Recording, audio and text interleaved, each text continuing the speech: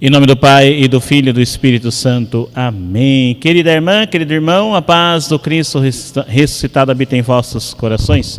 Salve Maria Santíssima Virgem Imaculada. Hoje é dia 18 de janeiro de 2021. Estamos na segunda-feira da segunda semana do tempo comum. Aos textos bíblicos. Primeira leitura, carta aos Hebreus, capítulo 5, versículos de 1 a 10, que diz assim: mesmo sendo filho, por aquilo que ele sofreu, aprendeu o que significa a obediência. Com o salmista nós iremos rezar o Salmo 109.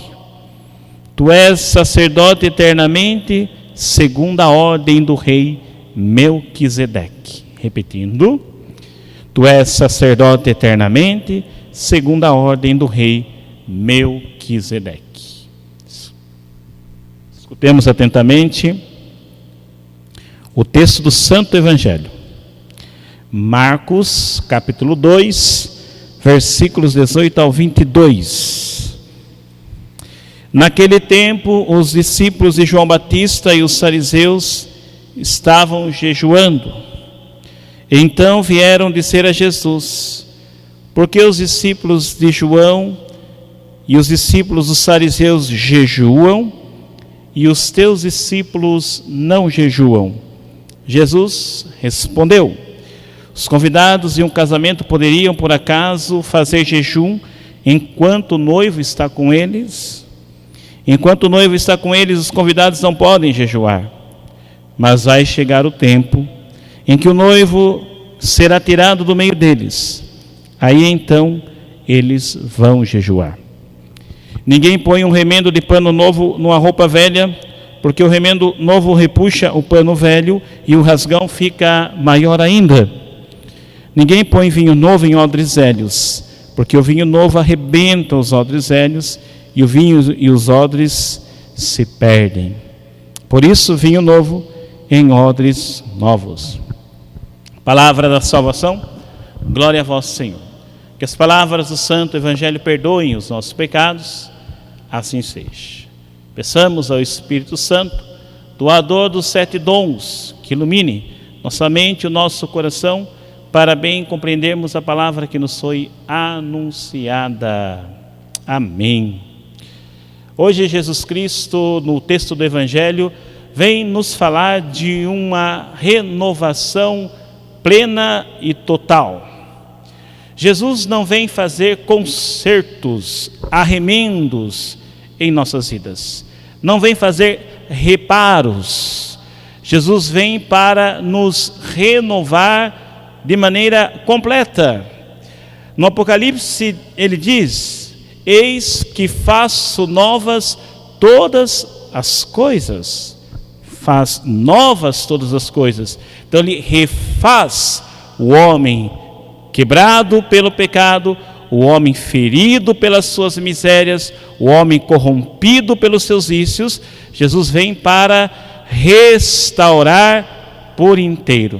Não vai fazer só um conserto em uma área da sua vida. Ah, Jesus cura aquele problema que eu tenho ali com um determinado vício.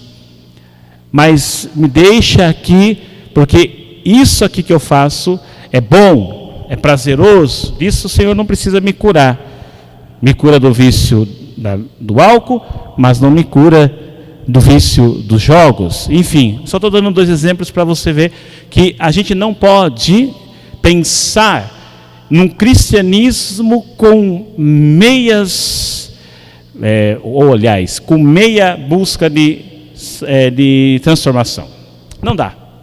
Ou a gente busca Jesus um restauro definitivo, ou a gente continuará patinando nos nossos mesmos erros. João Batista era um homem de uma ascese muito profunda, ou seja, de uma busca religiosa, de oração, de uma piedade muito intensa. Ele era bem exigente até nas suas mortificações. E os seus discípulos o seguiam. Assim os fariseus também procuravam fazer e realizar. Claro que o padre não está comparando os fariseus com João, mas estou dizendo nas práticas, principalmente no que se diz respeito a jejum, eles eram muito austeros, exigentes, intensos. A lei obrigava o jejum anual, uma vez ao ano. Claro que aconselhava em outras oportunidades, mas obrigava mesmo uma vez ao ano. Mas os fariseus não. Faziam 2 vezes na semana. Mas essas práticas deles, muitas vezes, no caso dos fariseus, eram apenas práticas externas, que não modificavam o coração, não modificavam o jeito de ser, não havia transformação, conversão de vida. E eles percebem que Jesus e seus discípulos não têm esse tipo de prática tão exigente, tão rigoroso. E é o texto do Evangelho que nós escutamos. Então eles vão, os discípulos de João Batista e os fariseus, vão lá e perguntam para Jesus. Primeiro eles constatam, os discípulos de João e os discípulos fariseus jejuam, e os teus discípulos não jejuam. Por quê? Jesus respondeu: os convidados de um casamento poderiam por acaso fazer jejum enquanto o noivo está com eles? Enquanto o noivo está com eles, os convidados não podem jejuar, mas vai chegar o tempo em que o noivo será tirado do meio deles, aí então eles vão jejuar. A prática do jejum para o povo do Antigo Testamento, o povo da antiga lei, era como se fosse um clamor pedindo a Deus a intervenção e a vinda do Messias. Então você fazia o jejum com esse objetivo de pedir a Deus que interviesse na história, que ele viesse, que o Messias viesse, uma forma de você antecipar essa vinda. Para nós, para os discípulos de Jesus, embora eles não tendo conhecimento de quem é Jesus, somente um conhecimento pleno depois de Pentecostes, mas para eles, para nós, da nova aliança, isso já se concretizou. Jesus, ele é aquele esperado, o Messias esperado. Nós aceitamos ele como tal. E aqui para eles, então, não fazia sentido, nesse momento, o jejum nessa intenção, já que o noivo estava com eles. Quando você vai numa festa de casamento, um amigo seu, noivo, vai casar e você vai participar. Você vai para a festa todo de jejum, todo de dieta, e fica ali amuado, encostado, e não participa daquela alegria do noivo, mas ele te chamou para celebrar. Então, enquanto o noivo está presente, alegria, festa, dança, é isso que Jesus está dizendo. Eles têm o noivo com eles. O tempo se completou, o noivo chegou. Então os amigos do noivo devem se alegrar com o noivo. E olha que interessante, João Batista é o amigo do noivo que vai se alegrar com a chegada do noivo. João Batista é aquele que aponta o noivo que chegou. Olha o Cordeiro de Deus, vai atrás dele, ele é maior do que eu. João Batista, amigo do noivo, se alegra com o noivo.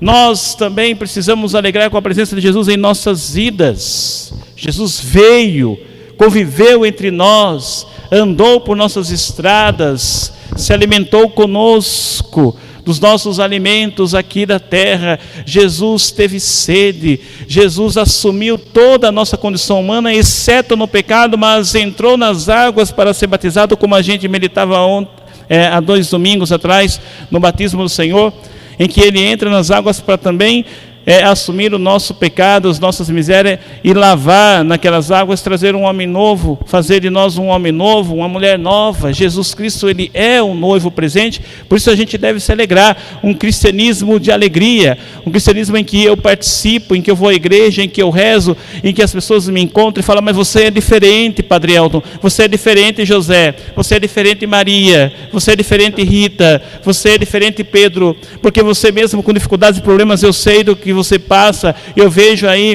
tantos perrengues na sua vida, mas você sempre está feliz. Mas por quê? Porque a alegria do noivo está na minha vida, a presença do noivo Cristo, Emmanuel, Deus conosco, está com a gente o tempo todo. Então mesmo as tribulações não serão motivos para nos tirar a alegria. Vamos passando de prova em prova, de batalha em batalha, superando dores e sofrimentos, mas sempre na alegria que vem do Senhor, porque como já dizia Neemias, a alegria do Senhor seja a nossa força, e ela se concretiza com o Cristo que vem. A alegria do Senhor é a nossa força, Ele nos garante a paz e a salvação.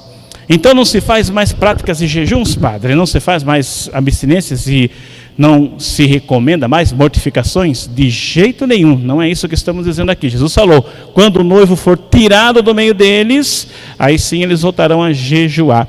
Mas agora, numa outra dimensão, numa outra perspectiva, o jejum que agora faremos, o jejum que agora fazemos e realizamos as mortificações, são em vista da glória de Deus que se manifestou já em Jesus Cristo, e nós ansiosos, aguardando a sua vinda definitiva, agora a sua segunda vinda, então nos preparamos, vencemos os nossos instintos, vencemos os nossos prazeres, vencemos os nossos desejos, falamos, olha, essa alegria do Senhor que está na minha vida é mais forte do que eu.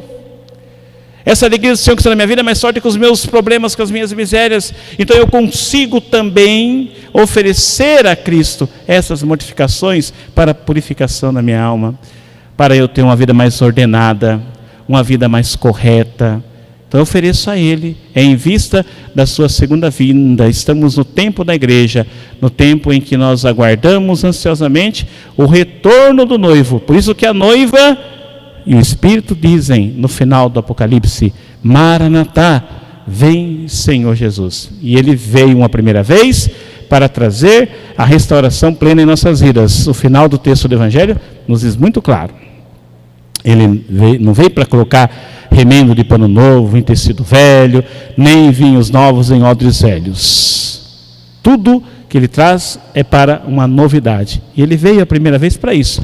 Os que o aceitaram, os que o recebem, se deixam consertar, ter o coração restaurado de maneira plena. Vive a sua vida já, começa a viver a sua vida na graça aqui, para que quando Ele voltar, numa segunda vez, se alegre e festeje esse seu retorno, que será para nós motivo de alegria, porque estaremos indo de encontro com aquele que nós tanto esperamos, o desejado das nações. Porque, como temos meditado com a carta aos Hebreus nesses últimos dias, Ele é o sumo sacerdote que, tirado do meio dos homens, instituído em favor dos homens nas coisas que se referem a Deus, para oferecer dons e sacrifícios pelos nossos pecados. Ele é o sumo sacerdote, é aquele que de uma vez por todas ofereceu o sacrifício para a nossa salvação.